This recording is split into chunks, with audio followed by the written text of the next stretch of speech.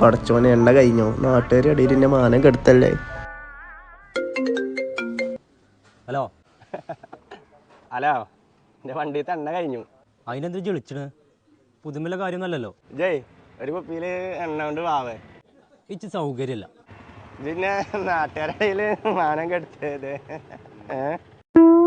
ഇപ്പൊ എവിടെ നിക്കണ്? ജംഗ്ഷനില്. ആ എവിടെ വരാം. ഇവനെന്തിനാ ചിക്കൂനെയും കൂട്ടി വന്നത്? മനുഷ്യന്മാരെ അറിയാൻ വേണ്ടിട്ട് അവനോട് ഒറ്റക്ക് വരാൻ പറഞ്ഞു. കാട്ടിക്ക ഇത് ആൾക്കാരെ കാണിച്ചിട്ടാ കൊണ്ടുവരാ. അതിനെന്താ ചങ്ങായി, ഇത് എണ്ണ നിൽക്കല്ലേ, അല്ലാ തുണിയില്ലാതെ നിൽക്കുന്നല്ലോ.